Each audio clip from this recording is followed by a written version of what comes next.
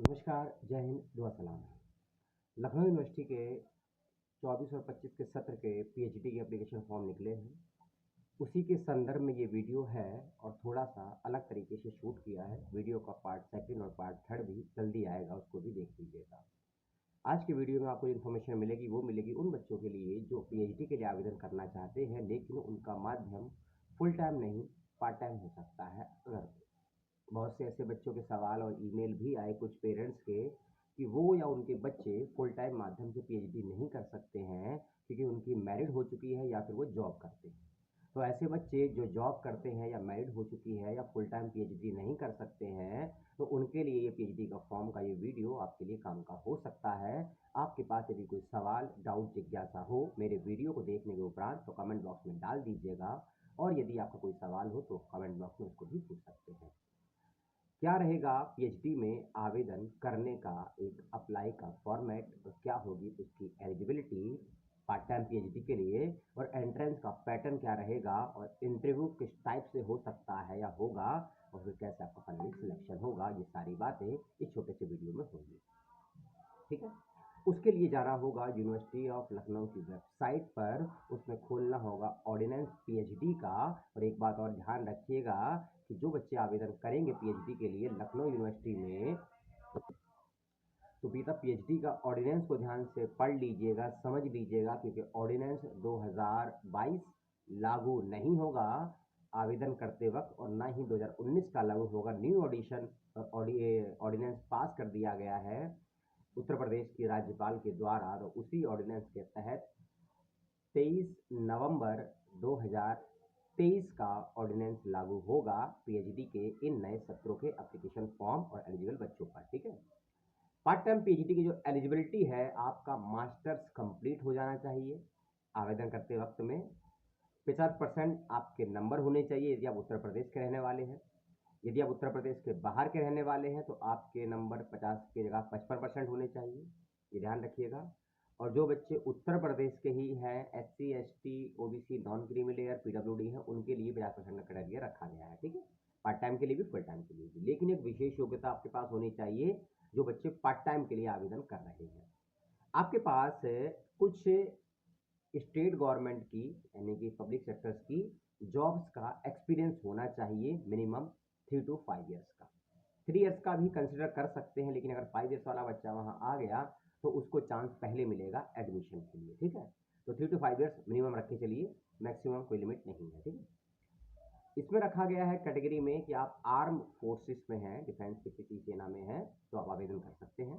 Public sector university होती हैं PSUs, उसके अंदर है, कॉरपोरेट में है, बीएससी और एनएससी में है, काम करते हैं, तो उसका आपको एक सर्टिफिकेट लगेगा आवेदन करते वक्त में, और इंटरव्यू के वक्त में भी, जिसको बोलते हैं नो ऑब्जेक्शन सर्टिफिकेट अर्थात एनओसी, ये आपके पास होना चाहिए इंटरव्यू के वक्त में भी और आवेदन करते वक्त में भी आपसे मांगेंगे। और एक और चीज़ की, आपके पास जो अगला चांस होगा फॉर्म भरने के बाद में, एकेडमिक डॉक्यूमेंट सब सबमिट करने के बाद में, एंट्रेंस का। एंट्रेंस बड़ा ही इजी रहेगा। इसके लिए आप प्रोस्पेक्टर खोलिएगा, उसका पेज नंबर नॉर्म्स नंबर है 9.4, और 9.4 में जाएंगे रूल नंबर 4 पर, तो यहाँ मिलेगी इसकी जानकारी एंट्रेंस को लेकर, जिसमें क्लियर कट स्पष्ट मेंशन कर दिया गया है कि आपको 1000 वर्ड्स का एक रिसर्च प्रपोजल सबमिट करना होगा एंट्रेंस के पॉइंट ऑफ व्यू से। ये रिसर्च प्रपोजल क्या होता है, कैसे बनाया जाता है, लाखों वीडियो मौजूद है यूट्यूब पर आज के समय में, और मेरे चैनल पर 3-4 वीडियो आपको मिल जाएंगे, और सभी के लिंक मेरे चैनल पर मिल जाएंगे। कोशिश करूंगा डिस्क्रिप्शन बॉक्स में देने की। अगर नहीं मिलते हैं, खोजने पर आपको वीडियो कमेंट करके बताइएगा, मैं आपको पर्सनली लिंक भेज दूंगा कमेंट बॉक्स में। ठीक है। तो ये रिसर्च प्रपोजल आपको लिखना है, और ये रिसर्च प्रपोजल उन बच्चों को लिखना है, याद रखिएगा फिर से, जो पार्ट टाइम पीएचडी के लिए आवेदन करने वाले हैं या करने वाली हैं। जो बच्चे फुल टाइम के लिए आवेदन करेंगे उनके लिए रिसर्च प्रपोजल कब लिखना है और एंट्रेंस का पैटर्न और क्या रहेगा, ये बात हम करेंगे अगली वीडियो में। ठीक है। पार्ट टाइम पीएचडी बच्चों ध्यान रखेंगे कि ये आपका प्रपोजल होगा, शोध प्रस्ताव जो होगा, प्रोग्रामिंग और रिसर्च प्रपोजल होगा, ये 17% का होगा, 70% का होगा, और 30% आपके जो नंबर होंगे उसको डिवाइड कर दिया गया है 5 कैटेगरीज में। जो 30% आपको नंबर मिलेंगे उसको डिवाइड कर दिया है 5 कैटेगरीज में। कौन कौन सी है ये 5 कैटेगरी, ध्यान से सुन लीजिएगा। पहली कैटेगरी है वर्क एक्सपीरियंस की, कि आपका जो भी आपने काम किया है उसका कितने वर्षों का एक्सपीरियंस है, उसके अकॉर्डिंग आपको नंबर दिए जाएंगे। 1 वर्ष के एक्सपीरियंस के 2 से 1.5 नंबर तक आपको मिल सकते हैं। फिर दूसरी कैटेगरी है इसमें एकेडमिक इंडेक्स की, कि आपके 10th 12th यूजी पीजी में जो भी परसेंटेज ऑफ सब्जेक्ट रहे होंगे उसके अकॉर्डिंग नंबर दिए जाएंगे। फोर्थ है आपकी परफॉर्मेंस कैसी रही है एकेडमिक में करेक्टर वाइज, ये देखा जाएगा। और लास्ट नॉट द लिस्ट आपका इंटरव्यू होगा, यानी कि आपको अपनी बात को प्रस्तुत करना होगा, प्रेजेंट करना होगा, और उसका आधार होगा आपने जो 1000 वर्ड मिनिमम का रिसर्च प्रपोजल सिनॉप्सिस लिखकर सबमिट किया है, उसी के बेस पर आपसे होंगे कुछ क्वेश्चन आंसर। इसीलिए रिसर्च प्रपोजल अर्थात सिनॉप्सिस में उन्हीं बातों को मेंशन करिएगा रिसर्च टॉपिक के अंतर्गत जिसके बारे में आपको जानकारी है। किसी के कहने पर, किसी कॉपी पेस्ट कर लेने के बाद कोई जानकारी रिसर्च प्रपोजल मेंशन मत करिएगा, नहीं तो आपको हो जाएगी समस्या इंटरव्यू के वक्त जवाब देते समय। ठीक है, इसका विशेष रूप से ध्यान रखिएगा। कुछ और बातें जो आप कहें कि हमको नहीं बताई गई यूनिवर्सिटी ने, मैं बता देता हूँ, ये यूट्यूबर बताते भी नहीं है, क्योंकि पीएचडी में एडमिशन आपका हो जाएगा, लेकिन उसके बाद जो समस्याएं आपको आएंगी कोर्स वर्क की, हॉस्टल्स की, रेगुलर जाना है कि नहीं जाना है, फेलोशिप मिलेगी कि नहीं मिलेगी, स्कॉलरशिप मिलेगी कि नहीं मिलेगी, पीएचडी कितने वर्ष में जमा कर सकते हैं, मिनिमम मैक्सिमम, ये बातें भी बता देते हैं आपको। अब मुझे नहीं पता इसका लाभ आपको कितना होगा या मुझको कितना होगा, लेकिन मेरा काम है आपको सूचनाएं देना। मैं कोई नॉलेज नहीं दे रहा हूँ, केवल सूचनाएं दे रहा हूँ जो मेरे पास हैं, मेरे पढ़ने और पढ़ाने के अनुभव के आधार पर। ठीक है, चलिए इसको आ जाते हैं।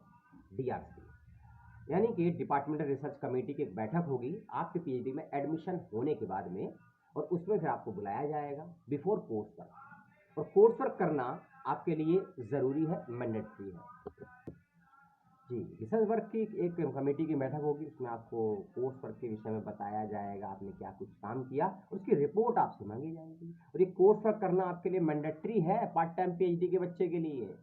रेगुलर वाला एब्सेंट वगैरह हो जाए तो चल सकता है, 25% की छूट मिल जाती है, लेकिन आपको नहीं है, आपको 90 दिन यानी कि 1.5 महीने का कोर्स वर्क करना मैंडेटरी होगा, वो भी रेगुलर मोड पर। और आपको वहीं रहना होगा यूनिवर्सिटी के अंदर या आसपास, कहीं भी रूम लेकर, कॉटेज लेकर। इसका ध्यान रखें, इतना पैसा तो होगा ही आपके पास, क्योंकि फीस भी थोड़ी ज़्यादा ही होती है इसकी रेगुलर की अपेक्षा। ठीक है, और मिनिमम पीएचडी अपना आप 3 साल में सबमिट भी कर सकते हैं बच्चों। बच्चे तो नहीं, आप मुझसे बड़े ही होंगे, अपना आशीर्वाद बनाए रखिएगा इस बालक पर। मिनिमम 3 साल और मैक्सिमम 6 साल में अपना पीएचडी को आप लिखकर सबमिट कर सकते हैं, इसका विशेष रूप से ध्यान रखिएगा। एक और चीज़ इसमें बताई गई है, इसी में आते हैं आगे देखो, ये पेज नंबर 18 है। रूल्स नंबर 9.5 और 6 में दिया गया है कि पार्ट टाइम पीएचडी के बच्चों को किसी प्रकार की कोई भी स्कॉलरशिप या फेलोशिप नहीं दी जाएगी यूनिवर्सिटी की तरफ से। पार्ट टाइम पीएचडी में आवेदन करने वाले बच्चों को, उसके बाद सिलेक्ट होने वाले बच्चों को यूनिवर्सिटी की तरफ से कोई भी पार्ट टाइम या फुल टाइम या इंटर्नशिप की, फेलोशिप की, स्कॉलरशिप की सुविधाएं यूनिवर्सिटी की तरफ से नहीं दी जाएगी, इसका विशेष रूप से ध्यान रखिएगा।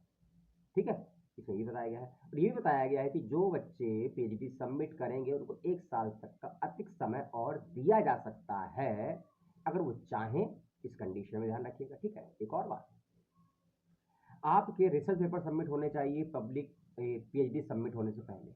अगर आप अपनी पीएचडी सबमिट करना चाहते हैं विद इन 3 ईयर्स या मैक्सिमम 5 ईयर, वो तब तक सबमिट नहीं होगी जब तक आप 3 रिसर्च पेपर कहीं प्रेजेंट या पब्लिश नहीं करवा लेते हैं पीएचडी कार्यकाल के दौरान। ये रेगुलर और पार्ट टाइम दोनों ही पीएचडी के बच्चों के लिए ये नियम लागू होगा, इसका विशेष रूप से ख्याल रखिएगा।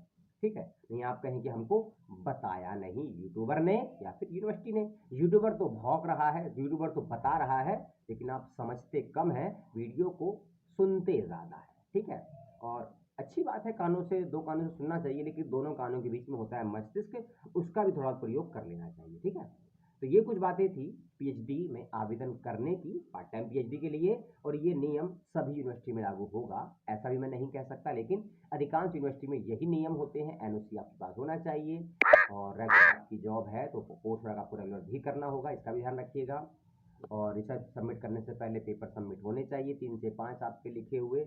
और स्कॉलरशिप फेलोशिप नहीं मिलेगी आपको, फीस थोड़ी सी ज़्यादा होगी। एंट्रेंस का पेपर का पैटर्न आपका अलग होगा। इंटरव्यू में को 3 कैटेगरी में बांट दिया गया है, 30 नंबर के interview, academic, research work experience और आपका परफॉर्मेंस। ये सब बातें थी, प्रोस्पेक्टर में देख लीजिएगा ध्यान से। और बातें भी हैं प्रोस्पेक्टर में, वो रेगुलर बच्चे जो पीएचडी करेंगे उनके लिए है, उसकी बात हम आगे करेंगे। एक सवाल और आएगा कि सर हमारे पास तो 3 साल का 5 साल का रिसर्च एक्सपीरियंस है, कई बच्चों के पास जेआरएफ नेट भी हो सकता है, तो क्या हमको एग्जाम्शन नहीं है एंट्रेंस से? जी नहीं, एंट्रेंस एग्जाम्शन रेगुलर बच्चों को हो सकता है कुछ कंडीशन में, पार्ट टाइम के लिए आवेदन करेंगे पीएचडी के लिए तो उसमें कोई भी एग्जाम्शन नहीं है, इसका विशेष रूप से ख्याल रखिएगा। अब सुन लीजिए सीटों की संख्या क्या है पार्ट टाइम पीएचडी में लखनऊ यूनिवर्सिटी में। Ancient Indian history and archaeology, इस पे 5 सीटें हैं पार्ट टाइम पीएचडी के लिए।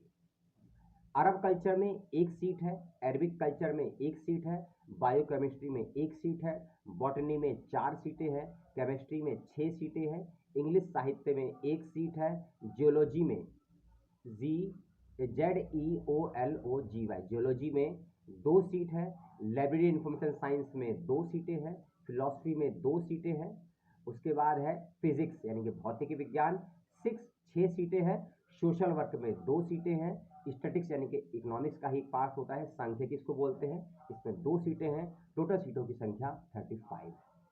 इसके अलावा जो ये पार्ट टाइम पीएचडी के बच्चे एलिजिबल है, ये अगर चाहें तो रेगुलर पीएचडी के लिए आवेदन कर सकते हैं। उसकी टर्म एंड कंडीशन क्या है अगली वीडियो में इसकी बात करेंगे। तब के लिए अपना ध्यान, अपनों का ध्यान जरूर रखिएगा।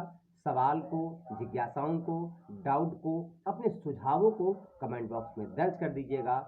और आज स्वीट संडे है, 20 अक्टूबर है, रात 9 बजे आपसे आज ही मिलेंगे लाइव सेशन में। आपको जो सवाल हो, डाउट हो, जिज्ञासाएं हो, आपके दिल में, दिमाग में, लीवर में, किडनी में कहीं भी सवाल पैदा हो, कमेंट में पूछ लीजिएगा।